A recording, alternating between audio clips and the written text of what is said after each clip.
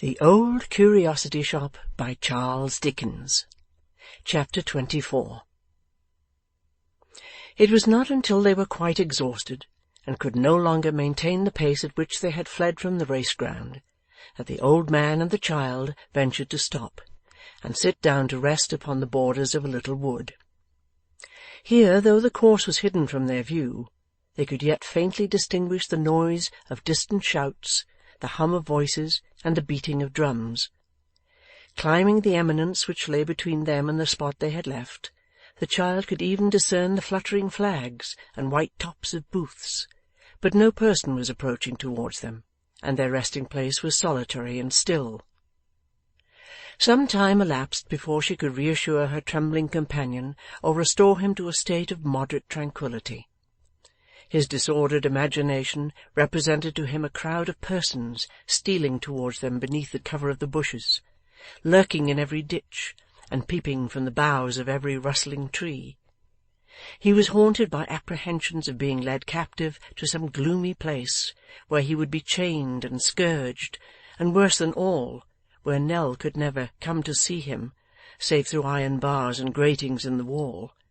His terrors affected the child.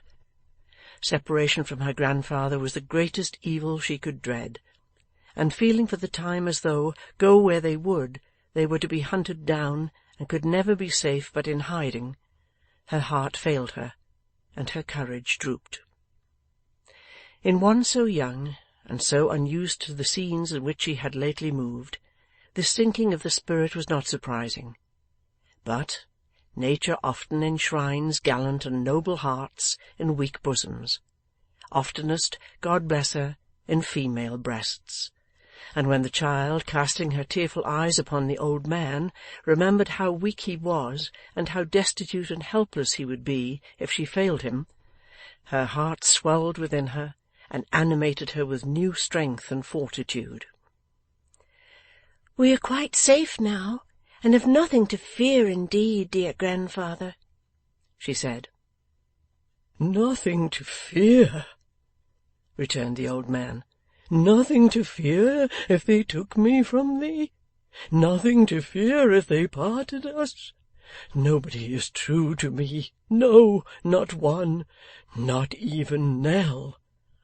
"Oh, do not say that," replied the child, "for if ever anybody was true at heart and earnest, I am. I am sure you know I am." "Then how," said the old man, looking fearfully round, "how can you bear to think that we are safe, when they are searching for me everywhere, and may come here and steal upon us even while we're talking?" "Because I'm sure we have not been followed," said the child. "Judge for yourself, dear grandfather. Look round, and see how quiet and still it is. We are alone together, and may ramble where we like. Not safe! Could I feel easy, did I feel at ease when any danger threatened you?" "True, too," he answered, pressing her hand, but still looking anxiously about. "What noise was that?" "A bird," said the child, "flying into the wood, and leading the way for us to follow. You remember that we said we would walk in woods and fields, and by the side of rivers, and how happy we would be. You remember that? But here, while the sun shines above our heads, and everything is bright and happy, we are sitting sadly down and losing time. See what a pleasant path, and there's the bird, the same bird. Now he flies to another tree, and stays to sing. Come." When they rose up from the ground, and took the shady track which led them through the wood, she bounded on before, printing her tiny footsteps in the moss, which rose elastic from so light a pressure, and gave it back as mirrors throw off breath. And thus she lured the old man on, with many a backward look and merry beck, now pointing stealthily to some lone bird as it perched and twittered on a branch that strayed across their path, now stopping to listen to the songs that broke the happy silence, or watch the sun as it trembled through the leaves, and stealing in among the ivied trunks of stout old trees, opened long paths of light. As they passed onward, parting the boughs that clustered in their way, the serenity which the child had first assumed stole into her breast in earnest. The old man cast no longer fearful looks behind, but felt at ease and cheerful, for the further they passed into the deep green shade, the more they felt that the tranquil mind of God was there, and shed its peace on them. At length the path, becoming clearer and less intricate, brought them to the end of the wood and into a public road. Taking their way along it for a short distance, they came to a lane, so shaded by the trees on either hand that they met together overhead, and arched the narrow way. A broken finger-post announced that this led to a village 3 miles off, and thither they resolved to bend their steps. The miles appeared so long that they sometimes thought they must have missed their road, but at last, to their great joy, it led downwards in a steep descent, with overhanging banks over which the footpaths led, and the clustered houses of the village peeped from the woody hollow below. It was a very small place. The men and boys were playing at cricket on the green, and as the other folks were looking on, they wandered up and down, uncertain where to seek a humble lodging. There was but one old man in the little garden before his cottage, and him they were timid of approaching, for he was the schoolmaster, and had school written up over his window in black letters on a white board. He was a pale, simple-looking man, of a spare and meagre habit, and sat among his flowers and beehives, smoking his pipe in the little porch before his door. "Speak to him, dear," the old man whispered. "I am almost afraid to disturb him," said the child timidly. "He does not seem to see us. Perhaps if we wait a little, he may look this way." They waited, but the schoolmaster cast no look towards them, and still sat, thoughtful and silent, in the little porch. He had a kind face. In his plain old suit of black, he looked pale and meagre. They fancied, too, a lonely air about him and his house, but perhaps that was because the other people formed a merry company upon the green, and he seemed the only solitary man in all the place. They were very tired, and the child would have been bold enough to address even a schoolmaster, but for something in his manner which seemed to denote that he was uneasy or distressed. As they stood hesitating at a little distance, they saw that he sat for a few minutes at a time like one in a brown study, then laid aside his pipe and took a few turns in his garden, then approached the gate and looked towards the green, then took up his pipe again with a sigh, and sat down thoughtfully as before. As nobody else appeared, and it would soon be dark, Nell at length took courage, and when he had resumed his pipe and seat, ventured to draw near, leading her grandfather by the hand. The slight noise they made in raising the latch of the wicket gate caught his attention. He looked at them kindly, but seemed disappointed too, and slightly shook his head. Nell dropped a curtsy, and told him they were poor travellers who sought a shelter for the night, which they would gladly pay for so far as their means allowed. The schoolmaster looked earnestly at her as she spoke, laid aside his pipe, and rose up directly. "If you could direct us anywhere, sir," said the child, "we should take it very kindly." "You have been walking a long way," said the schoolmaster. "A long way, sir," the child replied.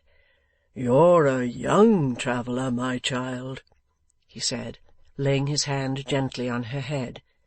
"Your grandchild, friend?" "Aye, sir," cried the old man, "and the stay and comfort of my life."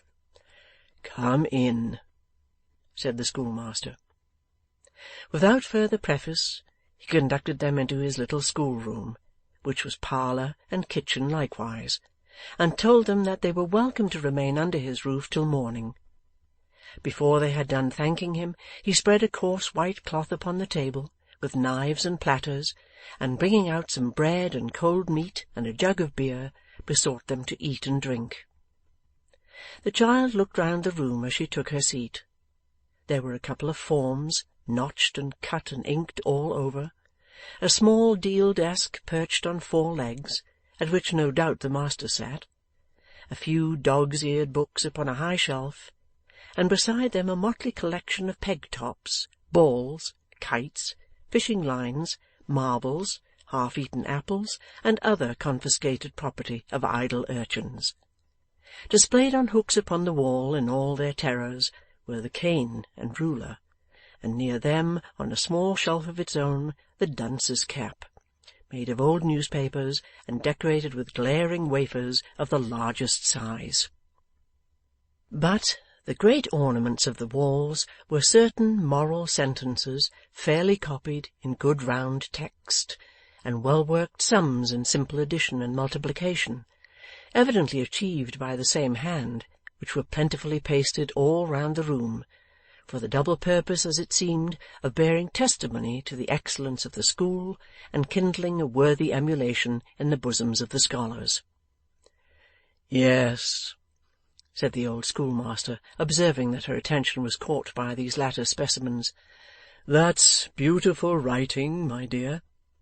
"Very, sir," replied the child modestly. "Is it yours?" "Mine?" he returned, taking out his spectacles and putting them on, to have a better view of the triumphs so dear to his heart. "I couldn't write like that nowadays. No, they're all done by one hand. A little hand it is, not so old as yours, but a very clever one." As the schoolmaster said this, he saw that a small blot of ink had been thrown on one of the copies, so he took a penknife from his pocket, and going up to the wall, carefully scraped it out. When he had finished, he walked slowly backward from the writing, admiring it as one might contemplate a beautiful picture, but with something of sadness in his voice and manner, which quite touched the child, though she was unacquainted with its cause. "A little hand indeed," said the poor schoolmaster, "far beyond all his companions, in his learning and his sports too. How did he ever come to be so fond of me? That I should love him is no wonder, but that he should love me—" And there the schoolmaster stopped, and took off his spectacles to wipe them, as though they had grown dim. "I hope there is nothing the matter, sir?" said Nell anxiously. "Not much, my dear," returned the schoolmaster. "I hoped to have seen him on the green to-night. He was always foremost among them, but he'll be there to-morrow." "Has he been ill?" asked the child, with a child's quick sympathy. "Not very. They said he was wandering in his head yesterday, dear boy, and so they said the day before. But that's a part of that kind of disorder. It's not a bad sign. No, not at all a bad sign." The child was silent. He walked to the door, and looked wistfully out. The shadows of night were gathering, and all was still. "If he could lean upon anybody's arm, he would come to me, I know," he said, returning into the room. "He always came into the garden to say good night. But perhaps his illness has only just taken a favourable turn, and it's too late for him to come out, for it's very damp, and there's a heavy dew. It's much better he shouldn't come to-night." The schoolmaster lighted a candle, fastened the window-shutter, and closed the door. But after he had done this, and sat silent a little time, he took down his hat and said he would go and satisfy himself, if Nell would sit up till he returned. The child readily complied, and he went out. She sat there half an hour or more, feeling the place very strange and lonely, for she had prevailed upon the old man to go to bed, and there was nothing to be heard but the ticking of an old clock and the whistling of the wind among the trees. When he returned, he took his seat in the chimney-corner, but remained silent for a long time. At length he turned to her, and speaking very gently, hoped she would say a prayer that night for a sick child. "My favourite scholar," said the poor schoolmaster, smoking a pipe he had forgotten to light, and looking mournfully round upon the walls. "It is a little hand to have done all that, and waste away with sickness. It is a very, very little hand." End of chapter 24.